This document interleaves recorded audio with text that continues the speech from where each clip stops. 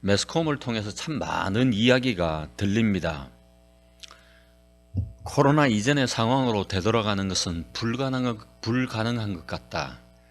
코로나 이전의 상황으로 되돌아가는 것은 불가능한 것 같다. 그러니까 우리에게는 혁명적인 사고의 전환이 필요하다. 패러다임의 전환이 필요하다. 이렇게 이야기를 합니다. 여러분, 그래서 코로나 이후를 어떻게 살아가며 어떻게 준비해야 할까라고 말들을 많이 합니다. 여러분, 교회도 예외는 아닌 것 같습니다. 저는 요즘 계속 코로나 이후에 과연 영적 지도가 어떻게 변화될까, 어떻게 대응하는 것이 바른 어떤 대응일지를 기도하고 많은 생각들을 하고 있습니다. 이번 주간은 지금의 상황에서 어떻게 하는 것이 바람직한 것인지를 성경에서 찾아보고 묵상을 한번 해보았습니다. 그러면서 내리는 여러 가지 결론 중에 첫 번째는 뭐냐면, 지금 일어나는 상황들에 대해서 우리가 급히 해석하려고 하지 마시라는 것입니다. 지금 일어나는 상황을 너무 급하게 해석하려고 하지 말라는 것입니다. 여러분, 오늘 우리가 읽었던 다니엘과 에스겔 시대는 이스라엘은 바벨론에 의해서 철저히 패망당합니다. 그때 당시 이스라엘의 신앙 중심이었던 솔로몬의 성전은 돌 위에 돌 하나도 남기지 않고 철저히 패망합니다. 그들에게는 너무나도 충격적이었습니다. 그들은 심각한 죄를 범하고 있음에도 불구하고 그들은 어떻게 생각했냐면, 그 하나님은 성전에 계시다. 그 성전에 계시기 때문에 우리를 지켜줄 것이다 라고 생각했습니다. 아수르 군대가 18만 5천 군대가 쳐들어왔다 하더라도 히스기야 시대 때에 하나님이 기적적으로 보호하셨던 것처럼 우리들을 그렇게 보호할 것이다 라고 생각했습니다. 여러분, 당시에 이스라엘 사람들이 충격적인 이스라엘의 멸망을 그들은 이렇게 해석을 하기 시작합니다. 하나님은 우리를 버리셨다. 하나님은 우리를 버리셨다. 그리고 또한 하나님은 바벨론의 신 마르둑에게 졌다. 이렇게 생각했습니다. 고대는 신들과의 전쟁이라고 생각했기 때문에 뭔가 하나님은 바벨론의 신 마르둑에게 졌다. 이렇게 해석을 했습니다. 그런데 생뚱맞게 이스라엘 백성들 안에 속담이 하나 돌기 시작합니다. 속담이 하나 돌기 시작하는데 어떤 속담이냐면 이런 속담입니다. 아버지가 신 포도를 먹었는데 자녀의 이가 시리다. 이런 속담이 나돌기 시작합니다.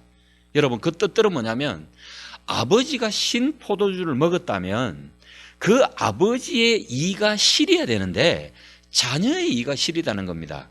여러분, 이것은 뭐냐면, 우리 조상들이 죄를 지었음에도 불구하고 우리 시대에 왜 이스라엘이 멸망합니까? 라고 말하면서 멸망의 모든 책임을 조상들의 죄값으로 다 돌려버립니다. 바로 이것이 이스라엘 멸망에 대한 그들의 해석이었습니다. 그런데 하나님의 생각은 달랐습니다. 그때 이스라엘의 민족들의 마지막 멸망을 지켜봤던 예레미야를 통해서 하나님은 이렇게 이야기하십니다. 내 생각은 너희들과 다르다. 너희들을 향한 내 생각은, 이 멸망과 포로에 대한 내 생각은 재앙이 아니다. 재앙이 아니라 평안이요 장래 소망을 주려는 생각이다 라고 하십니다. 하나님의 생각은 절대 재앙이 아니다. 징계만이 아니다. 이 멸망과 포로의 시간을 통해서 너희를 새롭게 하려는 평안과 소망의 생각이다라고 하십니다. 여러분, 하나님의 생각은요, 늘 두 면을 가지고 있습니다.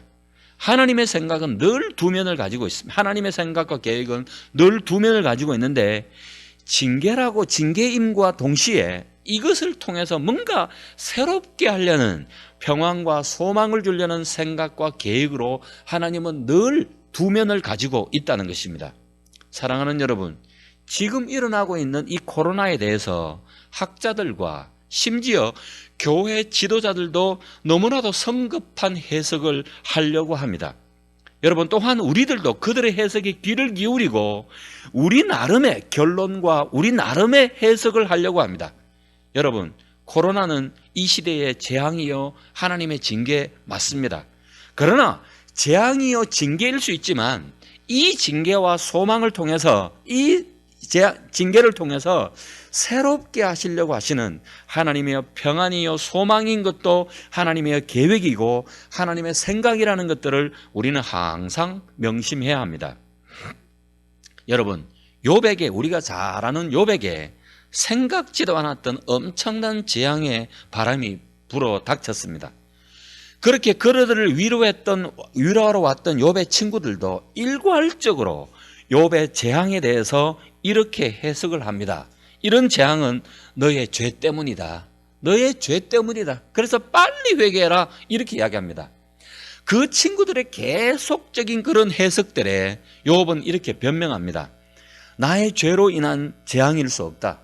나는 하나님 앞에서 의롭게 살았다고. 나는 이런 재앙을 주신 하나님에 대해서 너무 답답하다라고 이야기를 합니다. 여러분, 나중에 시간이 지나가면 하나님은 욥의 친구의 해석이 틀렸다는 것들을 말씀하십니다. 여러분, 우리의 속담들 중에 우리의 어떤 그 하나의 그 말들 중에 이런 말들이 있습니다. 욥의 친구들의 권면이다라고 말하는 대명사와 같은 그런 말들이 있습니다. 이 말들은 뭐냐면 아무런 도움이 되지 않는다는 겁니다. 아무런 도움이 되지 않는 친구와 권면을 가리켜서 말하기를 욥의 친구들의 권면이다, 이런 말이 있습니다. 여러분, 또한요, 시간이 지나가면 욥을 쭉 읽어보면 하나님은 욥 자신의 해석도 잘못되었다라고 이야기를 합니다. 욥아, 너는 너 죄로 인한 것이 아니다. 나는 하나님을 이해할 수 없다. 나는 하나님 앞에 의롭게 살았다. 그렇기 때문에 나에게 온 이 재앙을 나는 이해할 수 없다, 용납할 수 없다 라고 말하는 욥의 해석도 틀렸다고 이야기를 합니다. 그러면서 하나님이 욥에게 이런 질문을 합니다. 욥아, 너가 창조할 때 내가 이 모든 것들을 어떻게 창조했는 줄 아느냐? 바닷물이 어떻게 더 넘어오지 못하도록 하는 이유를, 방법을 너는 아느냐? 라고 말하면서 자연의 창조 원리에 대해서 이야기하면서 너는 어떻게 이렇게 되었는 줄 아느냐라고 두세 장에 걸쳐서 하나님은 욥에 대해서 계속적으로 물으십니다. 그러니까 욥은 어떻게 대답하냐면 모릅니다. 모릅니다. 욥은 일괄적으로 모른다는 이야기만 할 수밖에 없는 것입니다. 그러면서요, 두 장과 세 장에 걸쳐서 이런 것들을 물으시면서 하나님은 그 문맥 가운데 하나님은 욥에게 이렇게 질문하시는 것 같습니다. 욥아, 내가 너에게 준 이 고난의 뜻과 이런 고난의 뜻에 대해서 너 알겠느냐? 아느냐? 이렇게 이야기하는데 욥은 마지막에 가서 하는 이야기가 모릅니다라는 뜻이에요. 여러분, 하나님께서 욥에게 그 고난을 줬던 이유들에 대해서는 하나님이 노코멘트 하십니다. 사랑하는 여러분, 우리는 이 코로나를 주신 하나님의 뜻에 대해서 알지를 못합니다. 그러나 우리 사람들은 자꾸 해석을 하려고 해요. 여러분, 그러나 저는 확실한 것은 뭐냐면 하나님의 성품상 반드시 이것이 재앙만이 아니라는 것들을 저는 확실하게 압니다. 왜요? 재앙만을 주시는 것이 그분의 성품만이 아니기 때문입니다. 여러분, 요한복음에 보면 나면서부터 소경된 자가 있었습니다. 제자들은 예수님에게 와서 이렇게 이야기합니다. 예수님, 저 사람이 나면서부터 소경된 것이 부모의 죄 때문입니까? 아니면 이 사람의 죄 때문입니까? 이렇게 이야기합니다. 여러분, 이것은 뭐냐면 그 당시 질병과 아픔에 대한 사람들의, 이스라엘 백성들의 해석이었습니다. 그러나 예수님은 아니다라고 말하면서 뭐라고 이야기하냐면 이 사람이 나면서부터 소경된 것은 하나님의 영광을 위함이다, 이렇게 이야기하는 거예요. 이 사람을 통해서 하나님이 할 일이 있다, 하나님이 이 사람을 통해서 보이시려고 하는 것이 있다, 이것이 하나님의 뜻이다, 이렇게 이야기하는 거예요. 사랑하는 여러분, 여러분 자신에 대해서 너무 성급한 해석을 내리지 마십시오. 그리고 또한 남에 대해서 너무 성급한 해석을 내리지 마십시오. 그리고 특별히 기도하는 것들은 특별히 여러분에게 말씀드리고 싶은 것들은 여러분들의 자식들에 대해서 너무 성급한 결정을 내리지 마십시오. 여러분, 우리는 저에 대해서 계속적으로 성급한 결정을 내리지 않기를 원하면서 늘 하나님 앞에 기도했어요. 사랑하는 여러분, 교회에 대한, 은혜교회에 대한 성급한 해석을 하려고 하지 마십시오. 여러분, 지금의 시간 재앙으로 보일 수가 있습니다. 암담할 수가 있습니다. 그러나 그 안에 숨어있는 하나님의 평안이요 소망을 주려는 생각들을 우리는 발견하고 찾아내셔야만 합니다. 여러분, 이스라엘 백성들의 패망과 성전의 멸망은 그들에게는 너무나도 암담하고 침울했습니다. 그들에게는 70년의 포로 기간을 마치고 돌아왔던 이 70년의 시간은 마치 용광로와 같은 시간이었습니다. 그러나 여러분, 이 시간은 너무나도 그들에게는 힘든 고통의 시간이었지만 그 시간을 통해서, 이 실패를 통해서 이스라엘 백성들이 배운 교훈은 너무나도 위대하고 너무 대단했었습니다. 다니엘과 에스겔과 이런 어떤 70년간의 시간을 통해서 그들이 느꼈던 것들은 뭐냐면, 우리들이 믿었던 하나님은 이스라엘 백성들의 하나님만이 아니라 온 열방을 다스리시고 온 열방을 주관하시는 온 열방의 하나님이라는 것들을 그들이 비로소 이 70년간의 포로 생활을 통해서 알게 되었습니다. 그러면서 그들이 했던 고백들은 뭐냐면, 열방의 신은 열방의 신은 아무것도 아니다. 오직 하나님만이 유일하신 하나님이시라는 것들을 고백하는 시간을 가졌고, 이 70년간의 포로 시간을 통해서 이제 이스라엘 백성들에게는 우상이 완전히 없어지는 시간이 되었습니다. 그 이후에는 이스라엘 백성들 가운데는 이 우상으로 말미암아 힘들어진 시간이 없었던, 너무나도 힘든 시간이었지만 정말 그들에게는 영적인 거품을 빼는 시간과 같은 너무나도 아름다운 시간이었습니다. 사랑하는 여러분, 우리에게 이 코로나의 이 시간들은 우리에게 이 끝나고 나면 우리가 너무나도 위대한 진리와 신앙 고백을 할 수 있는 시간이 될 것입니다. 그러면 우리가 해야 될 일이 무엇입니까? 우리는 기도하기를, 하나님, 이 코로나의 시간을 통해 하나님의 뜻만이 온전히 이루어지게 해달라고 우리는 그렇게 기도해야 될 것 같습니다. 여러분, 두 번째는, 지금은 개인의 경건 생활들이 무엇보다도 중요한 시기입니다. 여러분, 이스라엘이 바벨론에게 멸망하면서 다니엘과 에스겔은 포로로 잡혀갔습니다. 여러분, 당시 이스라엘 백성들은 성전 중심의 신앙생활을 했습니다. 성전 중심의 신앙생활을 했지만 성전이 돌 위에 돌 하나도 남기지 않고 다 무너졌고 포로로 잡혀갔고, 이스라엘 백성들이 이제 하나님은 우리를 떠났다라고 생각했고, 포로로 잡혀갔던 이스라엘 백성들은 이제 신앙 가운데서 떠나기 시작했습니다.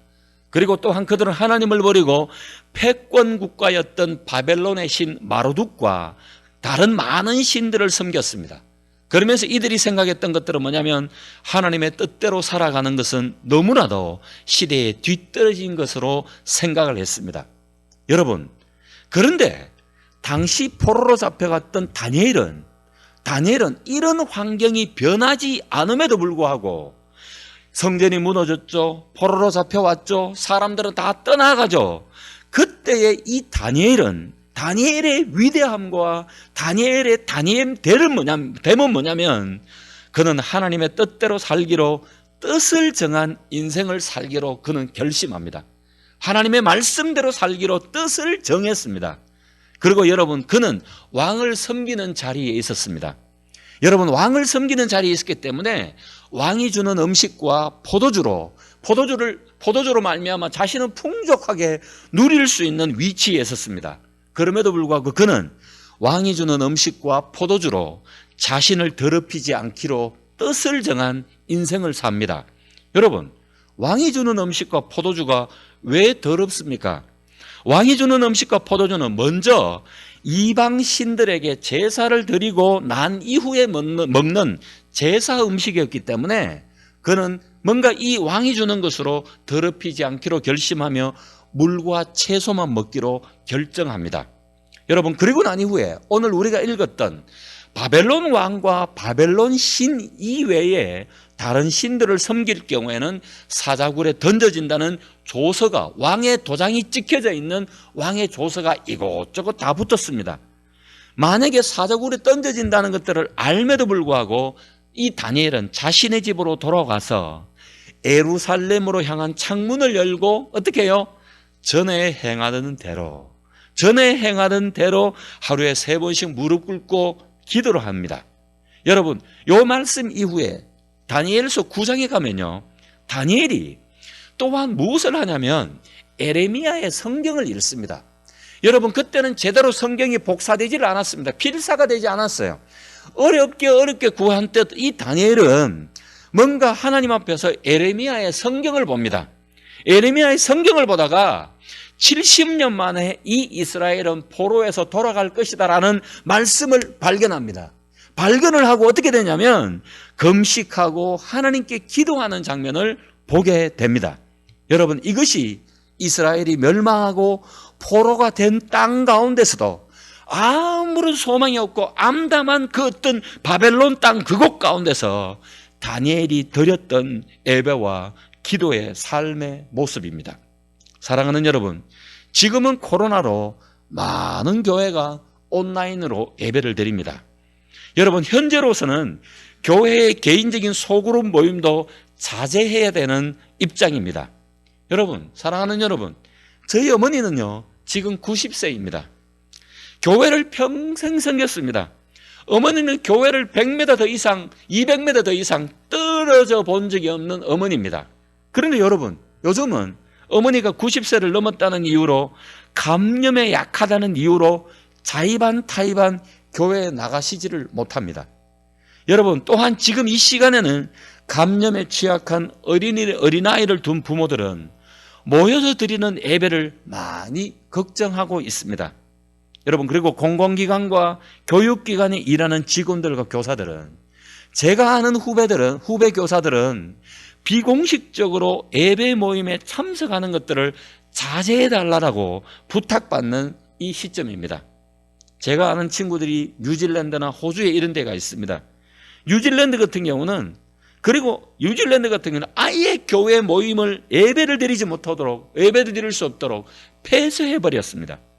사랑하는 여러분, 교회 중심의 신앙생활에서 이제 모이기 힘든 어려운 입장에서 우리는 어떻게 신앙생활 하는 것이 바람직한 것입니까?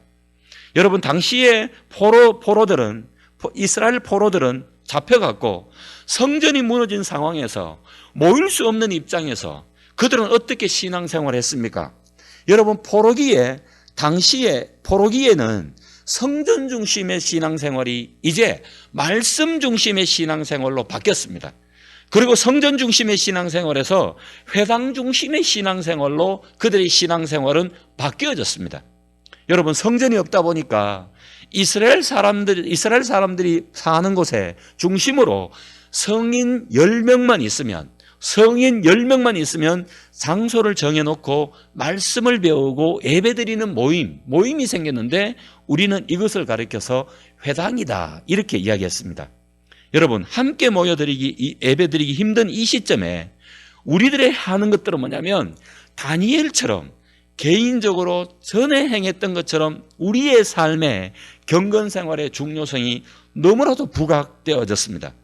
다니엘처럼 우리가는 뜻을 정하고 전에 행했던 것처럼 늘 3번 기도하는 개인의 기도 생활이 너무나도 중요해졌습니다. 그리고 늘 말씀을 가까이 하고 읽고 하나님의 뜻을 발견하고 기도하는 개인의 경건 생활이 너무나도 중요해졌습니다. 사랑하는 여러분, 개인의 말씀과 기도 생활에 여러분들이 생명을 걸기로 뜻을 정한 인생이 되어야만 하는, 그래야지만이 우리의 신앙을 간직하는 시대가 되어졌다는 것입니다. 사랑하는 여러분, 특히 젊은 세대 여러분, 언젠가 여러분 스스로가, 그리고 또한 여러분들의 자녀 세대가 여러분들에게 이렇게 물어볼 것입니다. 아빠, 엄마는 코로나 그때 무엇을 했냐고, 그 어려운 시간을 어떻게 이겨나갔냐고. 80년대 대학 생활했던 저희 시대는 늘 우리에게 후세대들이 이렇게 물어볼 것이더라고 우리는 스스로 자문자답했습니다. 아빠는 그 어려웠던 독재 시대에 아빠는 무엇을 했냐고. 그리고 힘들었던 그 IMF 시대는 아빠는 무엇을 하면서 그 시기를 이겨나갔냐고. 사랑하는 여러분, 우리는 시간이 지나가면 이 코로나 시대에 우리 후대들은 이 시기에 모여서 예배드리기 힘들었던 그 시기에 여러분들 어떻게 신앙을 지켜나갔고 어떻게 이겨나갔냐라고 우리 후세대들은 우리에게 질문할 것입니다. 여러분들이 지금의 모습이, 여러분의 지금의 신앙의 모습이 여러분의 40대, 50대를 결정할 것입니다.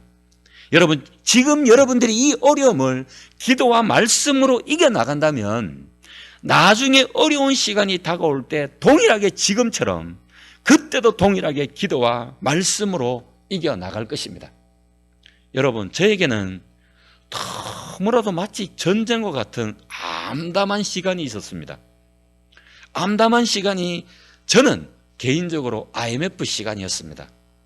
하나님 앞에 훈련을 받고 집으로 돌아왔는데 아니나 다를까 IMF가 뻥 터졌는데 서울은 잘 모르겠지만 대구에 있는 저희들한테는 매일매일 사람들이 아파트에서 떨어져서 어떤 결단을 했다라는 그런 이야기를 너무 들리고 온 대구 지역 자체가 암담했던 시간이었습니다. 제가 어디 가서 일할 수 있는 곳도 없고 18군데 교회 이력서를 내매도 불구하고 저를 받아주는 교회가 아무도 없었습니다.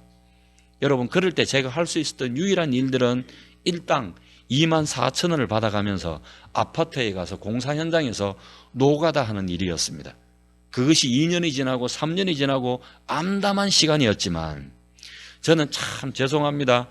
노가다 가서 일하러 가기 전에 저는 아침에 일찍 일어나서 기도와 말씀을 묵상했고 기도와 말씀을 묵상하면서 하루 종일 땀 흘려가면서 일을 하면서 저는 말씀을 묵상했던 그 말씀을 되새김질을 하는 시간들을 가졌습니다.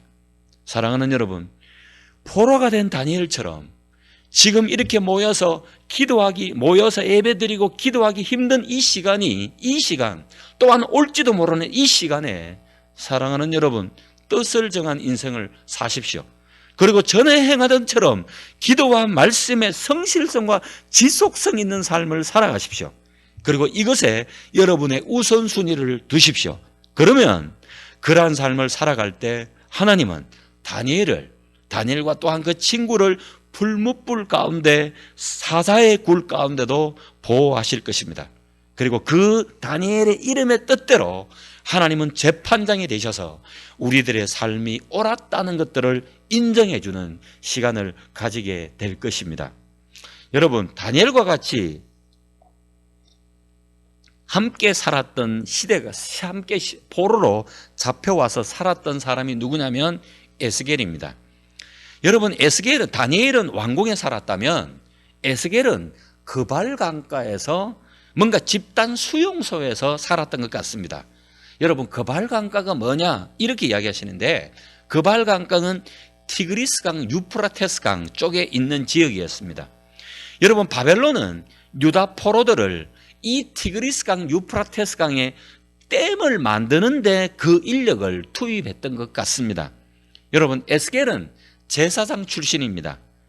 예배와 제사를 섬겨야 되는 이 사람이 포로로 끌려와가지고 댐을 만드는 노가다 일을 합니다. 정말 암담했던 시간입니다. 그래서 여러분, 제사장들은 몇 살 때 그 성전에서 봉사하냐면 30살 때 봉사합니다. 20몇 살 때 포로로 잡혀왔던 것 같아요.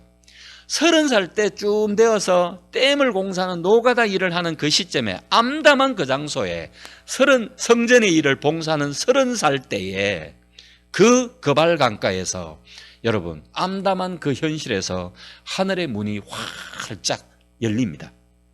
여러분, 당시 에스겔이 바벨론의 포로로 되어 왔을 때 그때는 아직까지 성전이 무너지지 않았었습니다. 성전이 무너질 수밖에 없는 그 이유를 하나님이 에스겔에게 하나하나씩 보여주십니다. 그러면서 이스라엘 백성들이 우상 숭배의 모습들을 보여주십니다.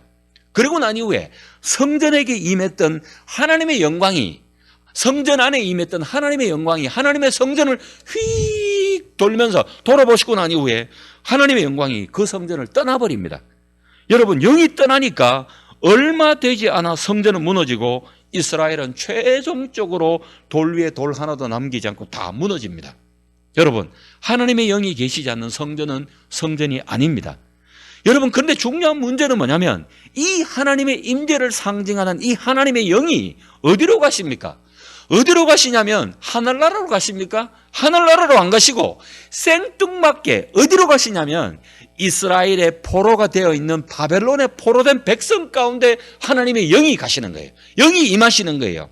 여러분, 에스겔이 절망의 장소 그 그발 강가에서 일을 하고 있을 때 하늘이 열리며 하나님의 임재가 이루어집니다. 그런데 너무나도 깜짝 놀라가지고 에스겔은 이렇게 고백합니다. 하나님의 임재가 거기에 나에게 특별히 임했다라고 이렇게 이야기합니다. 여러분, 이방 땅 그발 강가에 거기에서 하나님의 임재가 있을 줄로 에스겔은 전혀 몰랐다는 것입니다. 그리고 다른 사람이 아닌 특별히 나에게, 하나님의 성전에서 일해야 될 그 30세에 되었던 나에게 하나님의 임재가 있는 줄 꿈에도 몰랐다는 것입니다.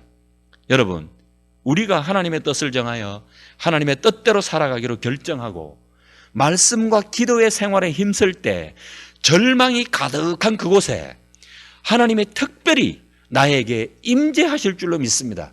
그리고 에스겔의 이름의 뜻처럼 하나님이 나를 강하게 하시더라는 것입니다.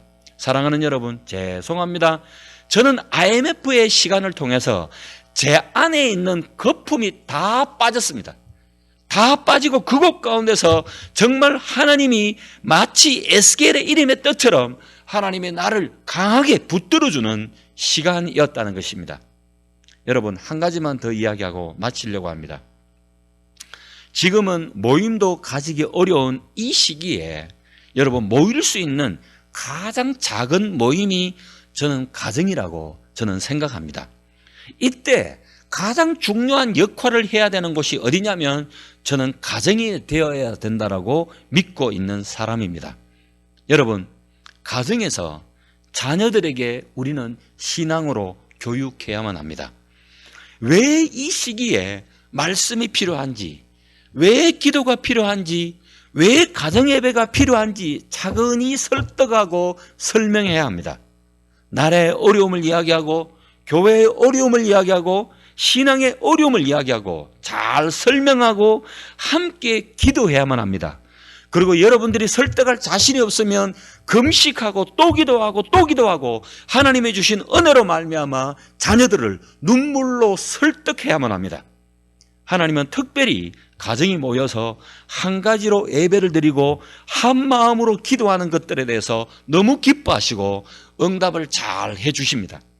여러분, 저는 대학 다닐 때 늘 기억나는 장로님 한 분이 계십니다. 저는 이 장로님을 만났다는 것이 내 인생의 큰 축복이었습니다.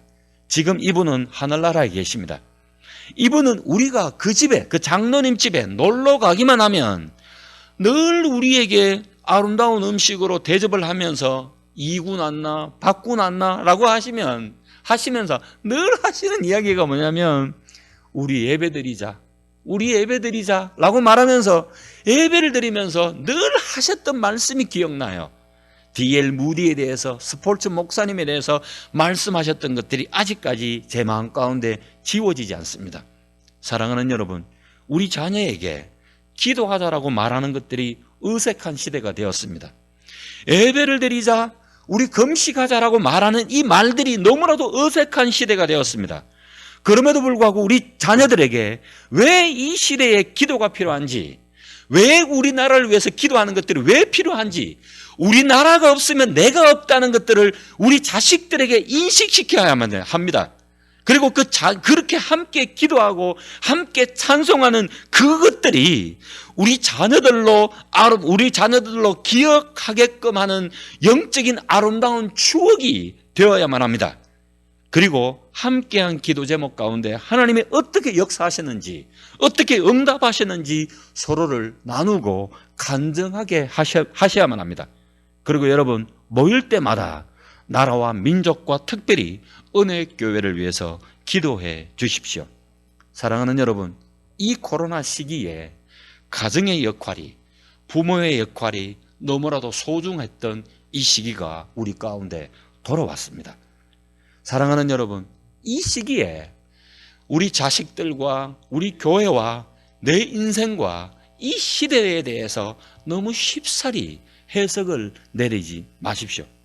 그러면서 이곳 가운데, 이 시기 가운데 하나님의 뜻만이 이루어질 수 있도록 자녀들을 위해서 함께 기도하고 함께 예배드리는 시간이 너무나도 중요해졌고, 또한 개인의 경건 생활이 너무나도 중요해졌습니다.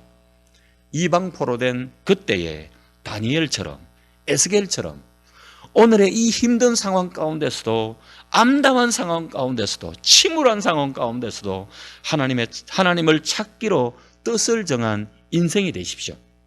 그러면 암담한 상황 그곳 가운데서 하나님이 임재를 느끼게 될 것이고, 특별히 나에게 말씀하시는 하나님을 발견하게 될 것입니다. 그래서 에스겔처럼 하나님이 나를 든든히 세우시는 것들을 경험하게 될 것입니다.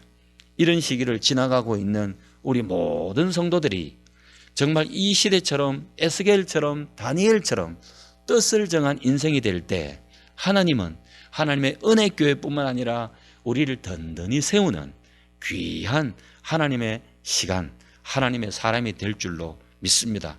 저는 이것을 위해서, 여러분을 위해서, 그리고 또한 은혜교회를 위해서 늘 기도하는 사람이 되겠습니다. 기도하겠습니다.